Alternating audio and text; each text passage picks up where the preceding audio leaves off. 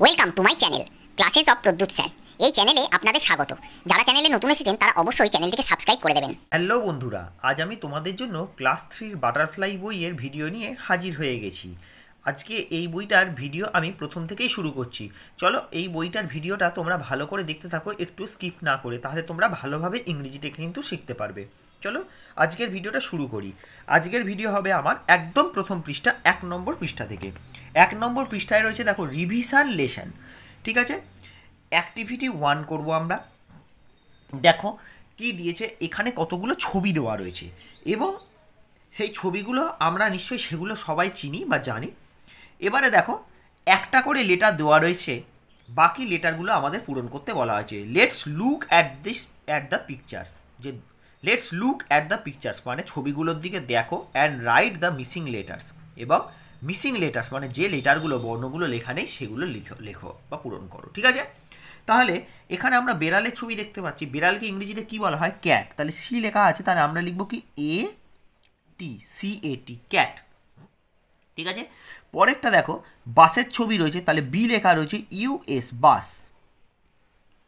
তারপরেরটা হচ্ছে zebra. Zebra বানানো হচ্ছে জেড, লেখাই রয়েছে EBRA, জেব্রা। তারপরেরটা দেখো মেঘ। মেঘ ইংরেজি হচ্ছে ক্লাউড, CLOUD, ক্লাউড। ঠিক আছে, হয়ে গেল। এর পরের ছবিটা দেখো কি রয়েছে, এর পরের ছবিটা রয়েছে দেখো স্কুল। ঠিক আছে, তাহলে বানান কি SCHOO, মানে দুটো OL, স্কুল। তারপরেরটা রয়েছে খরগোশ। খরগোশ ইংরেজি কি? Rabbit, RABBIT, rabbit. তারপরেরটা রয়েছে গাধার ছবি, গাধা। গাধা ইংরেজি হচ্ছে ডাঙ্কি, DONKEY, ডাঙ্কি। ডাঙ্কি মানে হলো গাধা। আর সর্বশেষে রয়েছে সবচেয়ে বড় প্রাণীটা, তার নাম কি? হাতি, এলিফ্যান্ট। তাহলে এলিফ্যান্ট বানান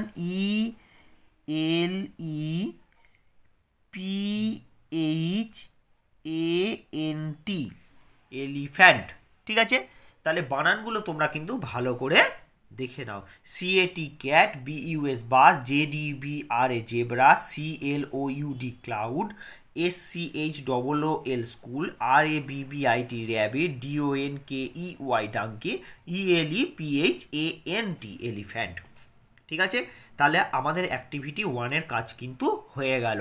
তোমরা কিন্তু দেখে দেখে তোমাদের বইতে কিন্তু পূরণ করে নাও। এবারে activity 2, let's arrange the letters given below, মানে নিচে যে বর্ণগুলো দেওয়া রয়েছে সেগুলো ঠিকঠাক অ্যারেঞ্জ করতে হবে। অ্যান্ড মেক মিনিংফুল ওয়ার্ডস, যাতে একটা শব্দ তৈরি হয়।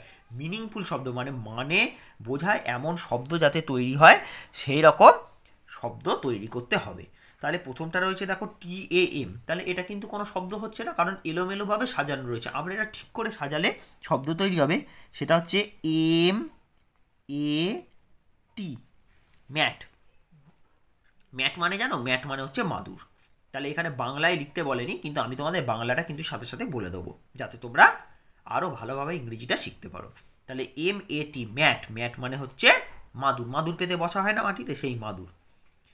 পরেরটা দেখো GROF, এটাকে সাজিয়ে লিখলে হবে FROG, ফ্রগ। ফ্রগ মানে হলো ব্যাং। ঠিক আছে, FROG, ফ্রগ। ফ্রগ মানে ব্যাং। তাহলে মানেগুলো তোমরা কিন্তু শুনে নাও, আমি মানেগুলো কিন্তু বাংলায় বলে দিচ্ছি, কিন্তু মানেগুলো আমি কিন্তু লিখে দিচ্ছি না, কারণ লিখে দিলে অনেকে হয়তো ভুলবশত আবার সেই মানেগুলোকেও বাংলায় পাশে দেখে দেখে হয়তো লিখবে। সেটা কিন্তু এখানে করতে বলেনি, তাই জন্য কিন্তু আমি তোমাদেরকে এখানে মানেটা বলে দিচ্ছি, লিখে দিচ্ছি না। তারপরেরটা দেখো OBKO, তাহলে এটা হবে বুক, BOOK, মানে BOOK, বুক। বুক মানে হচ্ছে বই। এই যে আমরা বই পড়ছি, এই বই ইংরেজি কি? বই ইংরেজি হচ্ছে বুক। তারপরে একটা হচ্ছে TOAG, এটাকে ঠিক করে সাজিয়ে লিখলে হবে GOAT, গোট। গোট মানে হলো ছাগল। ঠিক আছে, এরপরে দেখো ILON, এটা হবে ও এন, লায়ন। লায়ন মানে কি? লায়ন মানে হচ্ছে সিংহ। ঠিক আছে, এর পরেরটা হচ্ছে দেখো YLCEC, এটা সাজিয়ে লিখলে এটা হবে হচ্ছে CYCLE, সাইকেল। মানুষ সাইকেল চালায় না, সেই সাইকেল। ঠিক আছে, তাহলে আমার 1 নম্বর পৃষ্ঠা হয়ে গেল, অ্যাক্টিভিটি 2টাও হয়ে গেল। এবারে চলো পরের পৃষ্ঠায় চলে যাই। Activity 3, arrange this words in the orders of A to Z and write them in the space given below. First 2 words are done for you. এখানে alphabetically A to Z, alphabet ABCD যেরকম হয় সেই অনুযায়ী যে letter ওয়ার্ডগুলো এখানে রয়েছে যেগুলো পড়বে সেগুলো কিন্তু আমাদের এখানে 1-2 করে লিখতে হবে। তাহলে দেখো 1 নম্বরে A দিয়ে কী ছিল? অ্যাপেল। এরপর আমরা কি বলি? বি বলি। তাহলে বি দিয়ে কী ছিল? বুক। এবারে সি পরে 3 নম্বরে, তাহলে সি দিয়ে কী আছে? কেক। CAKE, cake. কেক, খাওয়ার কেক। ঠিক আছে, এরপরে 4 নম্বর ডি। সির পর কি হয়? ডি। ডিতে কিছু আছে কি না দেখি। হ্যাঁ, ডগ আছে, DOG, ডগ মানে কুকুর। 5 নম্বর। CDE, ই দিয়ে হচ্ছে এগ। এগ মানে কি? ডিম, খাওয়ার যে ডিম সেই ডিম। 6 EF, এফ দিয়ে আছে, হ্যাঁ ফক্স আছে, ফক্স মানে শেয়াল। 7 নম্বর। EFG, জি দিয়ে কি হয়? গোট। গোট মানে কি বললাম? একটু আগে আমরা পড়লাম গোট। গোট মানে হচ্ছে ছাগল। এবার 8 নম্বর দিই জি। জির পর হচ্ছে এইচ। এইচ দিয়েছে হেন। হেন মানে হচ্ছে মুরগি। 9 EFGH, এইচ এর পর হচ্ছে আই। আই দিয়ে কিছু আছে, আই দিয়ে কিছু নেই, তাহলে আমরা আই দিয়ে কিছু লিখবো না। GHI, তারপরে জে। জে দিয়ে হচ্ছে জগ। জগ মানে যে জল খাওয়ার যে জগ সেই জগ, JUG, জগ। তাহলে 9। এবার 10। জে এর পর হচ্ছে কে হয়। কে দিয়ে কিছু আছে, হ্যাঁ কাইট আছে। কাইট মানে হচ্ছে ঘুড়ি, ঘুড়ি ওড়ানো হয় সেই ঘুড়ি। এবার 11। কে এর পর হচ্ছে এল। এল দিয়ে হচ্ছে ল্যাম্ব। ল্যাম্ব মানে হচ্ছে ভেড়া। এল এর পর হচ্ছে এম হয়। এম দিয়ে হচ্ছে ম্যাট। ম্যাট মানে একটু আগে আমরা বললাম মাদুর। তারপরে 13 নম্বর। LM, এন হয়। এন দিয়ে কিছু আছে কি? এন দিয়ে কিছু তো চোখে পড়ছে না। না, এন দিয়ে কিছু নেই, তাহলে এন দিয়ে লিখবো না। এন এর পর ও। ও দিয়ে হচ্ছে অক্স। অক্স মানে হচ্ছে ষাঁড়। এরপরে হচ্ছে 14 নম্বর। ওর পর পি। পি দিয়ে কিছু আছে, হ্যাঁ পট আছে। পট মানে পাত্র, কোনো রাখার জায়গা কোনো কিছু, সেটা হচ্ছে পাত্র, পট। 15। পি। কিউ দিয়ে কিছু আছে। কিউ। কিউ দিয়ে না, কিউ দিয়ে নেই। Q R. আর দিয়ে আছে, আর দিয়ে র্যাট। র্যাট মানে আর এটি র্যাট। র্যাট মানে ইঁদুর।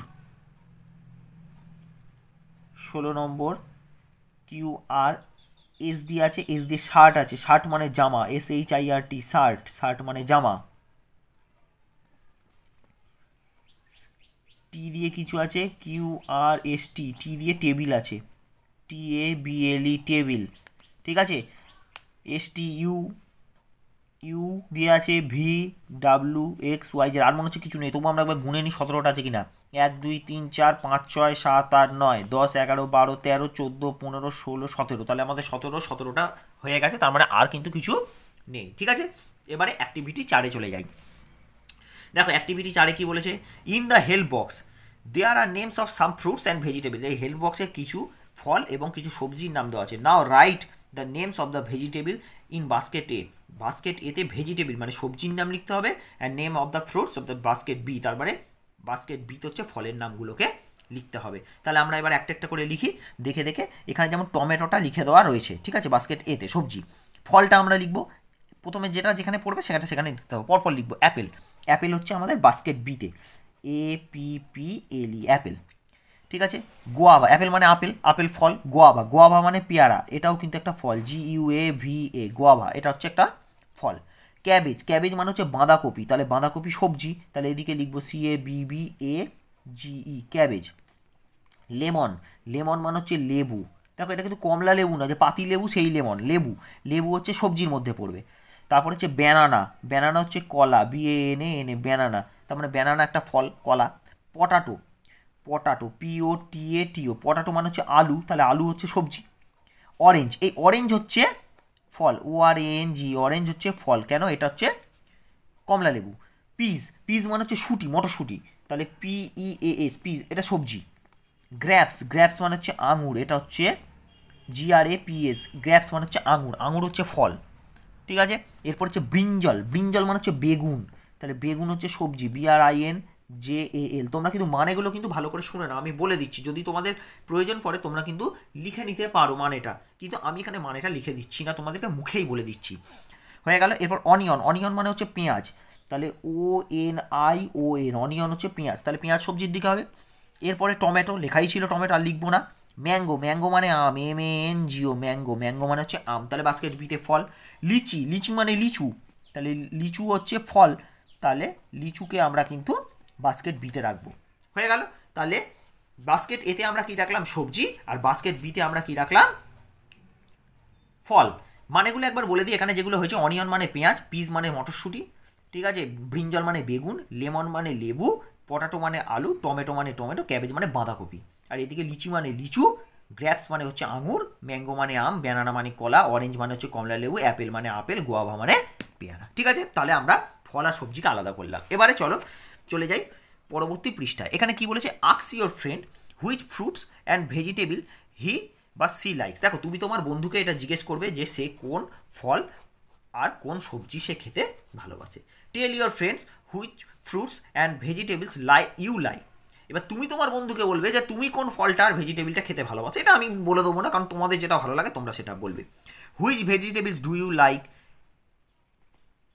টু হ্যাভ ইন উইন্টার, কোন সবজিটা তোমাদের শীতকালে খেতে ভালো লাগে সেটা তুমি বলবে।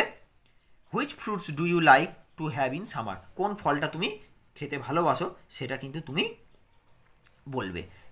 গরমকালে, সামারে, গরমকালে তুমি খেতে ভালোবাসো সেটা তুমি বলবে। তাহলে এটা আমার করিয়ে দেওয়ার মতন কিছু নেই, এটা তোমাদের যার যেটা পছন্দ, আমি বাংলা মানেটা বুঝিয়ে দিলাম, বলে দিলাম, যার যেটা পছন্দ সে সেই সবজি বা ফলের নাম বলবে, ঠিক আছে।